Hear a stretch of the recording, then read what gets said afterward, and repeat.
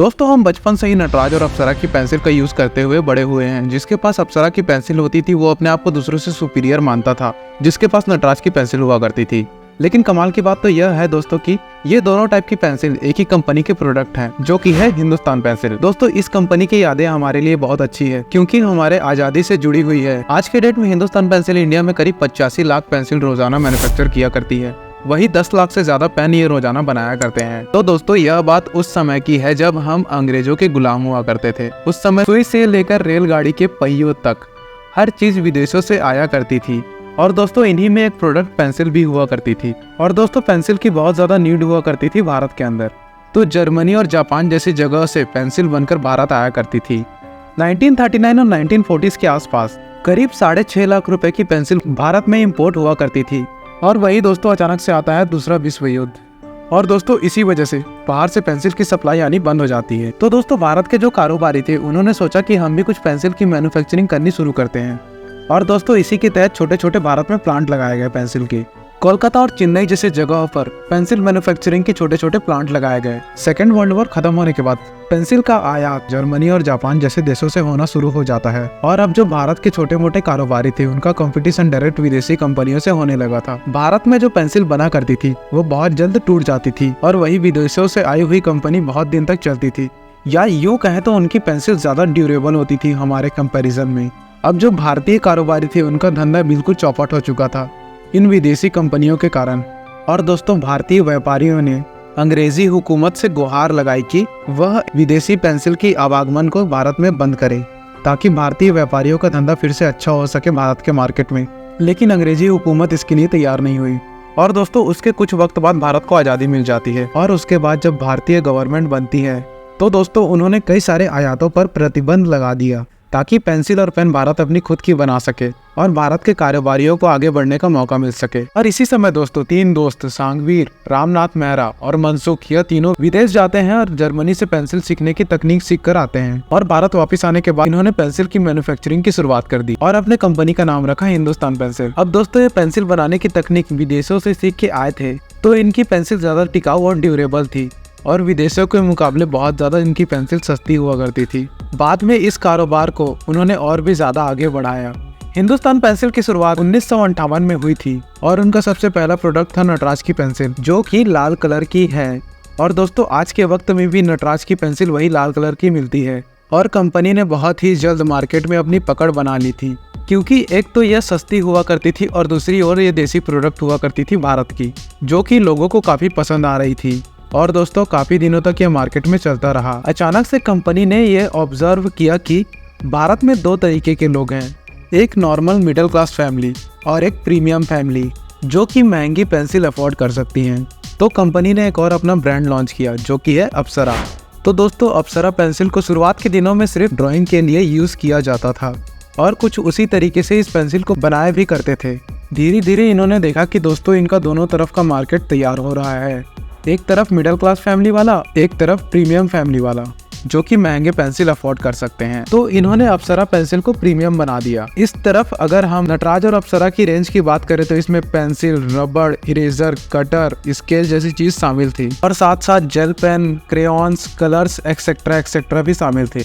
दोस्तों एक ही कंपनी के 2 प्रोडक्ट होते हुए भी इन्होंने अपनी ब्रांडिंग बिल्कुल अलग की लोगों के बीच में। जहां नटराज का टैगलाइन था फिर से चैंपियन, और वही अप्सरा की टैगलाइन थी 5 पॉइंट एक्स्ट्रा। यहाँ पे दोस्तों नटराज को मिडिल क्लास फैमिलीज को टारगेट करने के लिए बनाया गया था, और दोस्तों अप्सरा को प्रीमियम फैमिलीज को टारगेट करने के लिए बनाया गया था। और दोस्तों ये दूसरी कंपनीज के लिए स्पेस ही नहीं छोड़ना चाहते थे मार्केट में, ताकि इनका कोई कंपटीशन ही ना बने। और दोस्तों इसी कमाल की स्ट्रेटेजी के कारण इन्होंने भारत का 60% पेंसिल और इरेजर का मार्केट कवर करके रखा हुआ है, क्योंकि ये लोगों की हर तरह की डिमांड को फुलफिल कर रहे हैं और एक रिलायबल पेंसिल ऑप्शन ये मार्केट में लेकर आए हैं। दोस्तों पेंसिल बनाने के लिए पेड़ का इस्तेमाल किया जाता है, उसकी लकड़ियों को काटकर। एक पेड़ से तकरीबन 1,70,000 पेंसिल बनाई जा सकती है। लेकिन दोस्तों कंपनी यहाँ पर क्या करती है कि वो जंगलों को काटने के बजाय खुद अपने फार्म में पेड़ लगाकर उसी को यूज करती है, और दोस्तों अपने डिमांड के हिसाब से ये पेड़ उगाते हैं और उसी को यूज करते हैं, ताकि नेचुरल रिसोर्सेज को कम से कम नुकसान हो और पेंसिलें भी सही अमाउंट में बनाई जा सके। दोस्तों अगर मैं आपसे कहूँ, जम्मू कश्मीर के पुलवामा जिले में एक गाँव है ओखो नाम का, जिस गाँव को पेंसिल गाँव के नाम से जाना जाता है।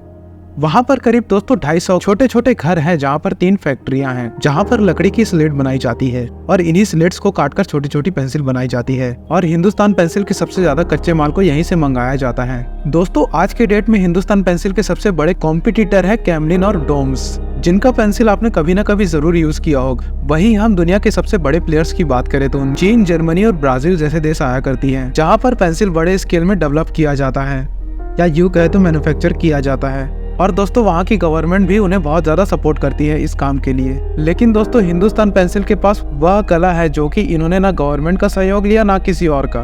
इन्होंने खुद अपने बलबूते पर भारत के मार्केट में अपना पकड़ बनाया और दोस्तों विदेशी पेंसिल्स को भारत में इन्होंने आने ही नहीं दिया, क्योंकि इनके स्वदेशी प्रोडक्ट इतने ज्यादा अच्छे हैं कि भारतीय लोग यूज ही नहीं करते हैं और ना ही यूज करना पसंद करते हैं।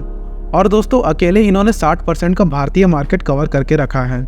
आमतौर पर कुछ ही घराने ऐसे हैं जिन्होंने पेंसिल के ऊपर अपनी पूरी पकड़ बनाकर रखी हुई है और कंप्लीट उनके पास ही मार्केट शेयर अवेलेबल है। पेंसिल, पेन, इरेजर, स्केल, इन सभी चीजों का हम अगर बात करें तो आज के डेट में अगर देखा जाए तो दोस्तों हिंदुस्तान पेंसिल करीब 80 लाख पेंसिल रोज प्रोड्यूस करती है और 15 लाख शार्पनर बनाते हैं ये रोज। और तो और दोस्तों 25 लाख तक का इरेजर भी ये रोज प्रोड्यूस करते हैं और एक तरफ देखा जाए तो 2 लाख स्केल भी रोज प्रोड्यूस करते हैं। और दोस्तों सबसे बड़ी बात 10 लाख से भी ज्यादा ये रोज पेन बनाया करते हैं। दोस्तों अगर हम कंपनी की मार्केट समझने की कोशिश करें तो कंपनी 2 तरीके से सबसे ज्यादा मार्केटिंग करती है, जो कि दोस्तों नटराज और अप्सरा पेंसिल को आप ज्यादातर टीवी एडवर्टाइजमेंट्स में देखते हैं और हमेशा ये अपने पेंसिल की लीड की सबसे ज्यादा तारीफ करते हैं कि ये पेंसिल बहुत ज्यादा ड्यूरेबल है और टूटने वाली नहीं है। इस पे इनका सबसे ज्यादा फोकस होता है। और वही दूसरी ओर हम देखें तो अप्सरा पेंसिल का सबसे ज्यादा फोकस आपको कंफर्ट देने में ज्यादा रहता है, क्योंकि सीधी सी बात है दोस्तों, जिसके पास ज्यादा पैसे हैं वो कंफर्ट की तरफ जाएंगे। और इनका कहना यह है कि अप्सरा पेंसिल की जो ग्रिप है वो बहुत ज्यादा अच्छी है और दूसरी पेंसिल के कंपैरिजन में बहुत ज्यादा ड्यूरेबल है। वही अगर हम नटराज पेंसिल की बात करें तो एज इट इज वो अपनी लीड की तारीफ करते हैं कि इनकी लीड सबसे ज्यादा बेहतर है और दूसरे पेंसिल के मुताबिक ज्यादा ड्यूरेबल और लॉन्ग लास्टिंग है, या सीधे सीधे शब्दों में कहे तो उनकी लीड जल्दी टूटने वाली नहीं है। दोनों अलग अलग ऑडियंस को ये अपने मार्केटिंग के थ्रू बहुत अच्छे से मैनिपुलेट करते हैं और अपने प्रोडक्ट को सेल करते हैं बहुत बड़े स्केल में। कई तरीके के पोस्टर्स, एडवर्टाइजमेंट ये बनाया करती है ताकि इनकी प्रचार ज्यादा से ज्यादा हो सके और लोग इनके तरफ आकर्षित हो। दोस्तों अगर हम हिंदुस्तान पेंसिल की बात करें तो पूरे भारत में इनकी 12 मैन्युफैक्चरिंग यूनिट हैं। इनका 844 करोड़ का टर्नओवर था लास्ट ईयर। और वही दूसरी तरफ अगर हम बात करें तो इनके 17 लाख डिस्ट्रीब्यूटर्स हैं और इसी तरीके से यह पेंसिल गांव-गांव, शहरों तक अवेलेबिलिटी रखती है अपनी। ये अपने डिस्ट्रीब्यूटर नेटवर्क के कारण पूरे भारत में छाई हुई है कई सालों से। दोस्तों सीधी सी बात है, अगर आपका डिस्ट्रीब्यूशन अच्छा है तो बहुत अच्छे से पकड़ बना सकते हैं आप मार्केट में।